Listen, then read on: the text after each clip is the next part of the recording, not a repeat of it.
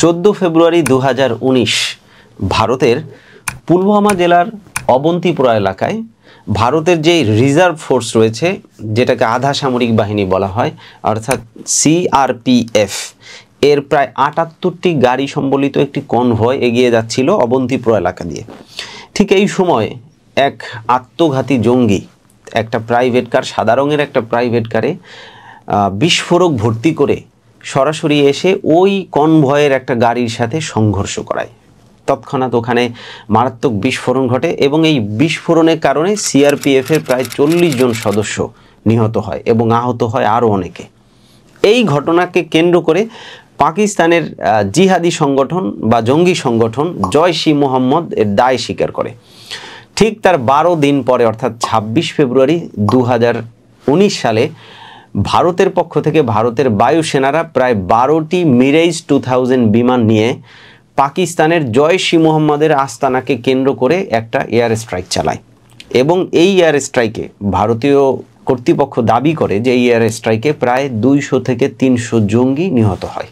পক্ষান্তরে পাকিস্তান বলে যে ভারতের এই এয়ার স্ট্রাইকে পাকিস্তানে তেমন কোনো ক্ষয়ক্ষতি হয়নি।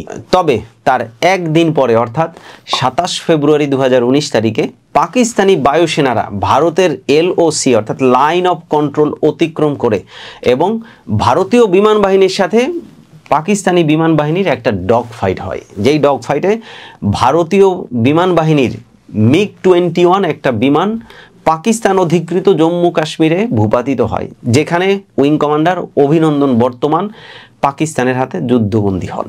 এবং এখানে আমরা একটা ছবি বেশ ভাইরাল হতে দেখি, যেখানে দেখা যায় যে 2 দিন উইং কমান্ডার পাকিস্তানের হেফাজতে ছিল, ওই 2 দিন উইং কমান্ডার অভিনন্দন বর্তমান 1 কাপ চায়ের বিনিময়ে একটা MiG-21 পাকিস্তানের কাছে দিয়ে আসেন, এরকমই আর কি দেখানো হয়। তবে এই ঘটনার 2 দিন পরে পাকিস্তান শান্তির বার্তা হিসেবে উইং কমান্ডার অভিনন্দন বর্তমানকে ভারতের হাতে হস্তান্তর করে। এই যে পুরো ঘটনা, এই ঘটনাকে কেন্দ্র করে পুরো দক্ষিণ এশিয়া কিন্তু ওই সময় একটা উত্তেজনাকর পরিস্থিতিদের মধ্যে দিয়ে সময় পার করছিল এবং শুধু দক্ষিণ এশিয়া নয়, পুরো পৃথিবী তখন একটা সন্দেহের মধ্যে পড়েছিল যে ভারত এবং পাকিস্তান কি সত্যি সত্যি যুদ্ধে জড়িয়ে পড়বে কিনা, এবং তাদের মধ্যে যেহেতু দুইটা দেশই নিউক্লিয়ার শক্তি সম্পন্ন, তো তারা কি কোনো নিউক্লিয়ার ওয়ারফেয়ারে জড়িয়ে পড়বে কিনা। সো এই ধরনের চিন্তা ভাবনা থেকে 2 অক্টোবর 2019 তারিখে আমেরিকার একটা গবেষণা প্রতিষ্ঠান এবং গবেষক ব্রায়ান টুন ও তার সঙ্গীরা একটা গবেষণা তারা প্রচার করে বা প্রকাশ করে, একটা গবেষণা প্রকাশ করে, যে এই গবেষণাটির নাম হয় দি human and climate effects of an India Pakistan nuclear conflict.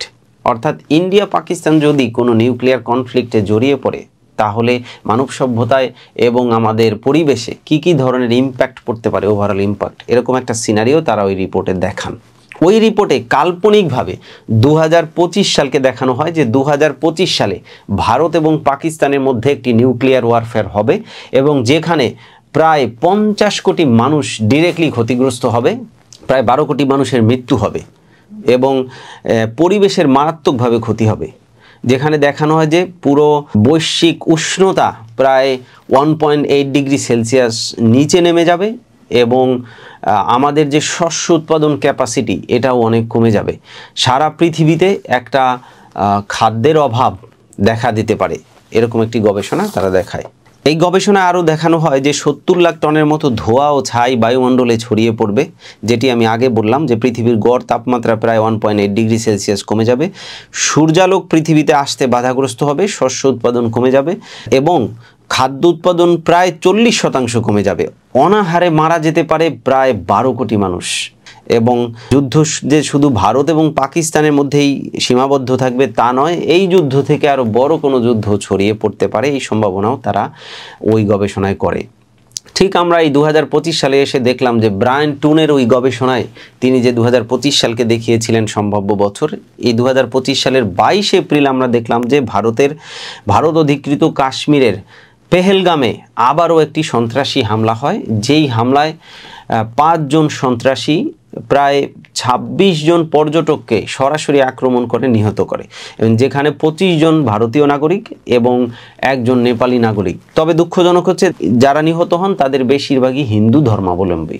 So এই ঘটনাকে কেন্দ্র করে ভারতের পক্ষ থেকে বলা হয় যে পাকিস্তানি জঙ্গি সংগঠন লস্করে তৈয়বার একটা শাখা দি রেজিস্ট্যান্স ফ্রন্ট অর্থাৎ টিআরএফ এর সদস্যরা এই হামলাটি পরিচালনা করেছে, যদিও পাকিস্তান এই হামলার দায় অস্বীকার করেছে। যেহেতু ভারত মনে করেছে যে টিআরএফ এর দ্বারাই এই হামলাটি হয়েছে, সো এর ধারাবাহিকতায় অর্থাৎ 7 মে রাত আনুমানিক 1টার দিকে ভারত পাকিস্তানের এই জঙ্গি আস্তানাগুলোকে টার্গেট করে প্রায় 9টা জঙ্গি আস্তানাকে টার্গেট করে অপারেশন সিন্ধুর নামে একটা এয়ার স্ট্রাইক পরিচালনা করে।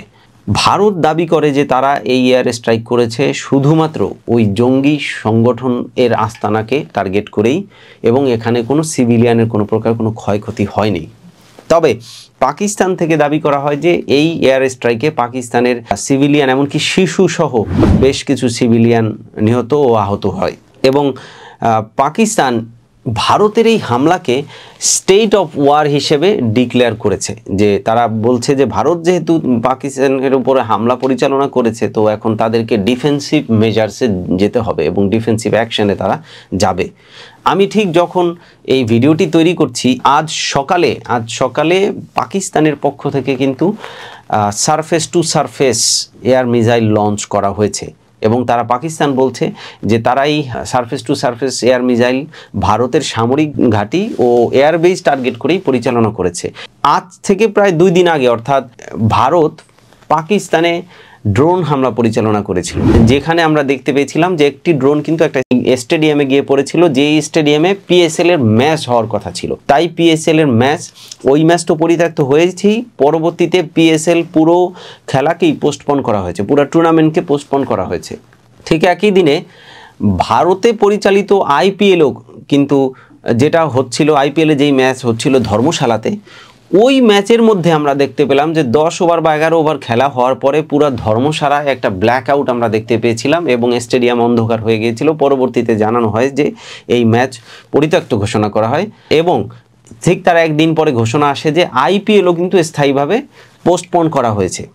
তাহলে আমরা কি দেখতে পেলাম যে এই কয়েকদিনের ঘটনায় অর্থাৎ 7, 8, 9 এবং আজ এই 4 দিনের ঘটনায় কিন্তু ইতিমধ্যে ভারত এবং পাকিস্তানে মারাত্মকভাবে যুদ্ধের ইম্প্যাক্ট করতে শুরু করেছে।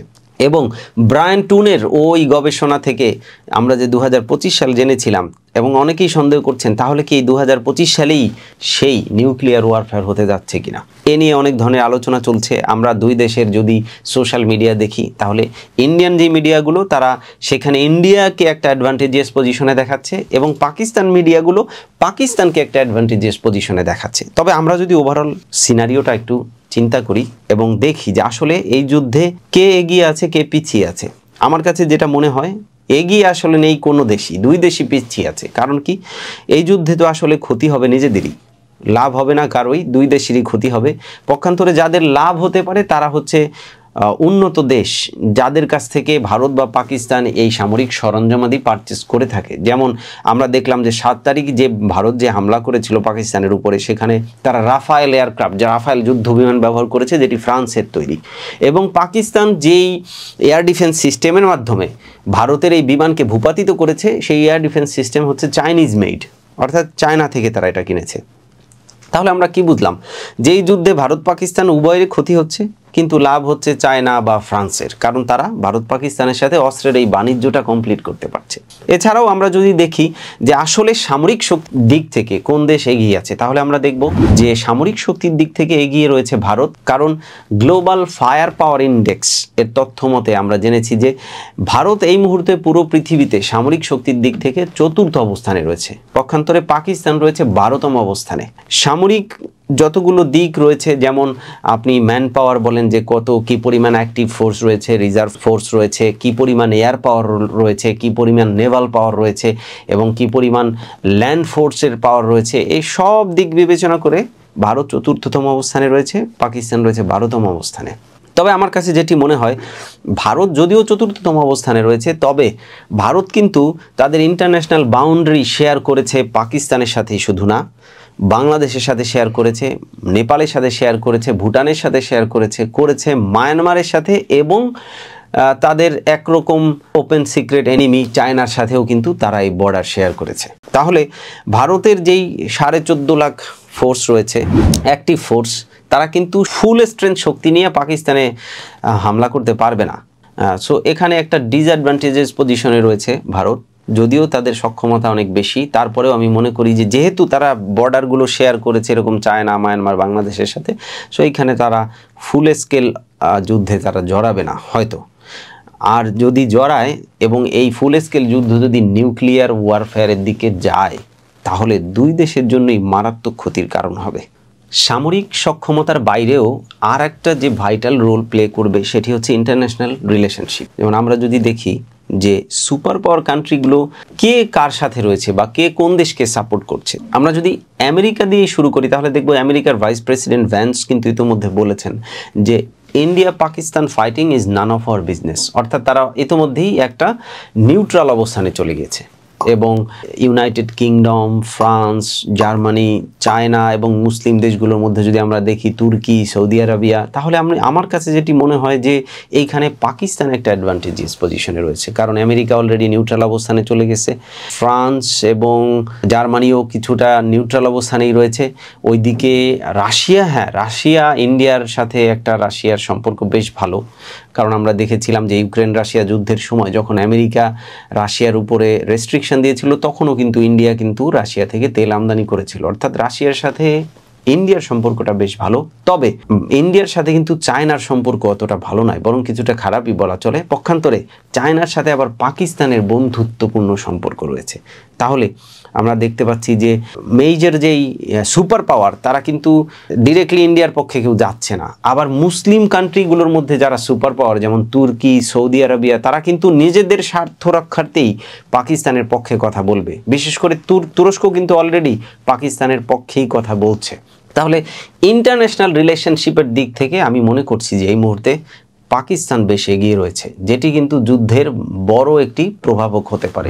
সো সার্বিক দিক বিবেচনা করলে যদিও ইন্ডিয়া সামরিক সক্ষমতায় অনেক এগিয়ে রয়েছে, পাকিস্তান পিছিয়ে রয়েছে, তারপরেও ইন্টারন্যাশনাল রিলেশনশিপ সব কিছু বিবেচনা করে আমার কাছে মনে হয় এই যুদ্ধ দুই দেশের জন্যই মারাত্মক ক্ষতির কারণ হবে।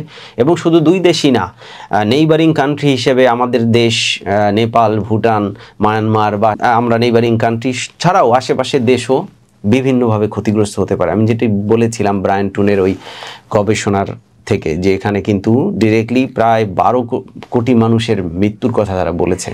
সো এটি কিন্তু মারাত্মক একটি বিপর্যয়ের কারণ হতে পারে। এমনকি এই যুদ্ধ থেকে তৃতীয় বিশ্বযুদ্ধ শুরু হয়ে যেতে পারে। সো এই যুদ্ধ আসলে কারো জন্যই সুখকর নয়, উভয় দেশের জন্য মারাত্মক ক্ষতির কারণ হবে। তাই আমি মনে করছি বা আমি প্রত্যাশা করি যে ভারত বা পাকিস্তান এই যুদ্ধকে খুব বড় আকারে বাড়াবে না, বরং তারা নিজেদের মধ্যে কোনো না কোনোভাবে একটা সমঝোতা করবে, অথবা ইউনাইটেড নেশনের ইন্টারফেয়ার হোক বা যেভাবেই হোক এই যুদ্ধের খুব তাড়াতাড়ি অবসান ঘটবে, এটা আমরা প্রত্যাশা করি। আমি ব্যক্তিগতভাবে প্রত্যাশা করি যে ভারত পাকিস্তানের যুদ্ধ বন্ধ হবে, কারণ একজন শান্তিপ্রিয় মানুষ হিসেবে আমি চাই না যে কোনো দেশের সাথে কোনো দেশের যুদ্ধ হোক। আমরা যুদ্ধ চাই না, শান্তি চাই। সবাই ভালো থাকুন। আসসালামু আলাইকুম।